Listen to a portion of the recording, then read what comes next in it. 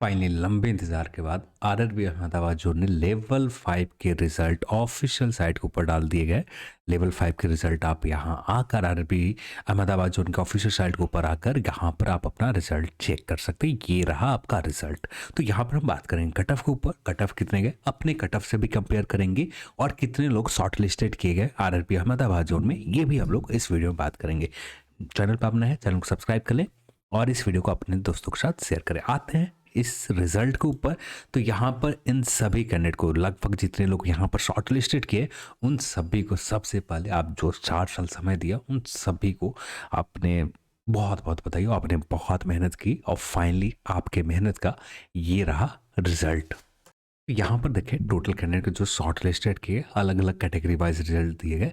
Goods card के लिए यहाँ पर 44 कैंडिडेट शॉर्ट लिस्टेड हुए। आरआरबी अहमदाबाद रीजन में हम वैकेंसीज देखें, टोटल वैकेंसीज भी गुड्स कार्ड के लिए 44 हैं और यहाँ पर 44 कैंडिडेट को शॉर्ट लिस्टेड किए गए आरआरबी अहमदाबाद रीजन में। तो यहाँ पर 44 कैंडिडेट को शॉर्ट लिस्टेड किया गया गुड्स कार्ड के लिए। देन बात करें कैटेगरी नंबर 5, 121 कैंडिडेट को सीनियर क्लर्क कम टाइपिस्ट पोस्ट के लिए सेलेक्ट किए गए, शॉर्ट लिस्टेड किए गए।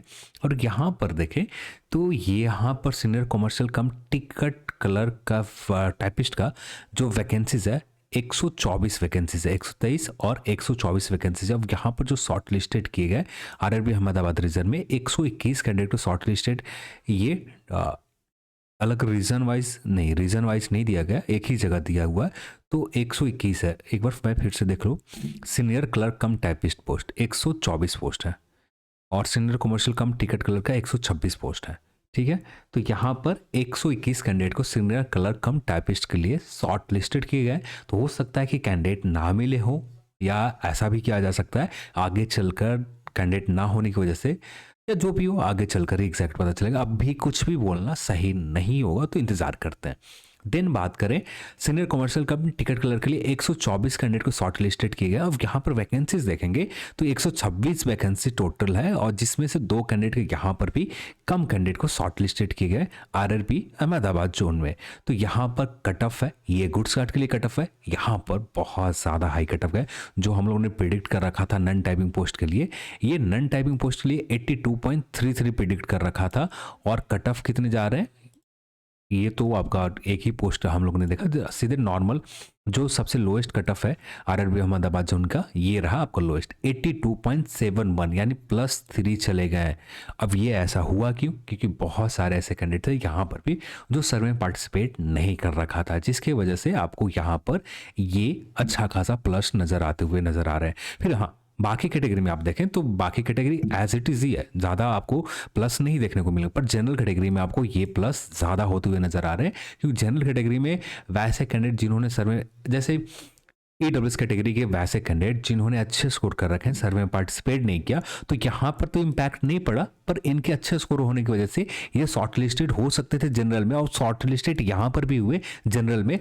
इनके कैंडिडेट यहाँ पर कम काउंट किए गए, जिसके वजह से यहाँ पर मैंने बताया 82.33 बताया था और यहाँ पर कट ऑफ कितने गए, यहाँ पर कट ऑफ चले गए 85.71 +3 कट ऑफ गए और ईडब्ल्यूएस के लिए 79.66 गए। और हम लोगों ने बात किया था ईडब्ल्यूएस कैटेगरी के लिए 78 के आसपास आपका स्कोर है, नन टाइपिंग पोस्ट यहाँ मिल जाएंगे। तो यहाँ +1.8 मैंने प्लस माइनस बता रखा था, उसी में प्लस चले गए। कितना चले गए? +1.6 प्लस चले गए हैं यहाँ पर इस रीजन में, आरआरबी अहमदाबाद रीजन में।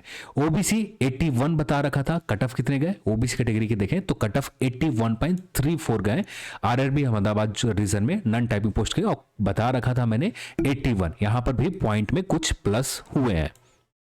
देन एसी की बात करें 74 बता रखा था और यहां पर भी बात करें एसी कैटेगरी की कट ऑफ 76 और बता रखा था 74 +2 यहां पर हुए 76 की जगह आपको +2 यहां पर भी कट ऑफ हुआ। +2 होने इसलिए है कि कुछ लोग जो सर्वे में पार्टिसिपेट नहीं करते हैं, कभी कभी आपका एजम्पशन जो आप अनुमान लगा रहे हो सही हो जाते हैं, कभी कभी सही नहीं हो पाते। तो ये एक रीज़न है जिसकी वजह से ये आपको डिफरेंट जो एग्जैक्ट हो मैच करा पाना भी पॉसिबल नहीं है। एक रफ आइडिया लगाने के लिए कट ऑफ होता है कि हाँ आप श्योर हो जाओ कि इसके आसपास आपके हमारे स्कोर रहेंगे, सिलेक्शन होने के चांसेस मैक्सिमम रहेंगे, ज़्यादातर बाहर भी हो सकते हैं, क्योंकि अब इसी नंबर पर आपका कट ऑफ बाउंड्री के ऊपर हो तो उस कंडीशन में बाहर होने के भी चांसेस रहते हैं। देन बात करें एसटी कैटेगरी 66.89 गए हैं और यहाँ पर प्रिडिक्ट कर रखा था 69 के आसपास आपका स्कोर है।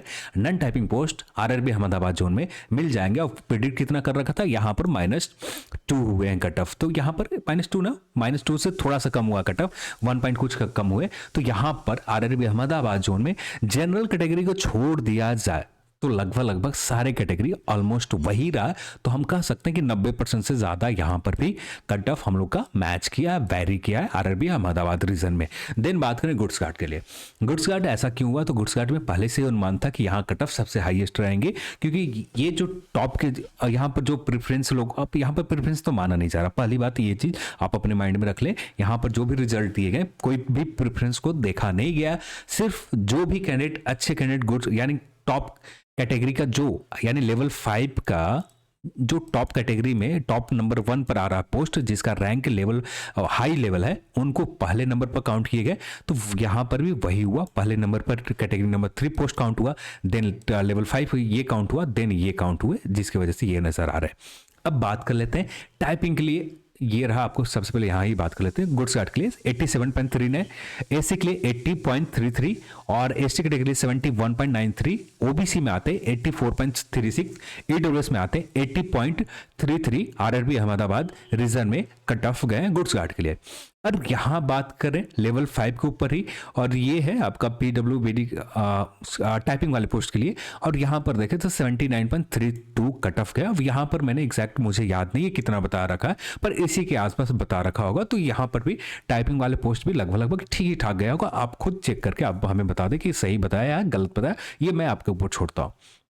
एससी 73.61, एसटी के लिए 58.15 और ओबीसी के लिए 74.95 और ईडब्ल्यूएस के लिए 74.95, यानी दोनों कैटेगरी में देखें ओबीसी एंड ईडब्ल्यूएस दोनों सिमिलर गए। अब यही चीज कभी कभी मैं ग्रुप डी में ये चीज बोल देता हूं तो बहुत सारे लोगों को बुरा लग जाता है। हाँ, मैं उन्हीं जोन में बोलता हूं जहां पर मुझे लग रहा है कि हाँ यहाँ पर बराबर रह सकते हैं, और उन्हीं जोन में जैसे आप जोन को भी समझना पड़ेगा। जैसे आप साउथ रीजन में अगर जोन को बोल दो कि ईडब्ल्यूएस ओबीसी बराबर है तो गलत हो जाएंगे। आप इधर अपने रीजन में हाजीपुर के आप बोल दो तो वहाँ सही हो सकते हैं। फिर आप रांची बोल दो यानी कोलकाता रीजन जो है साउथ ईस्टर्न रेलवे जो भी हो नाम, उस रीजन में बोलो तो काफ़ी हद तक सही भी हो सकते हैं।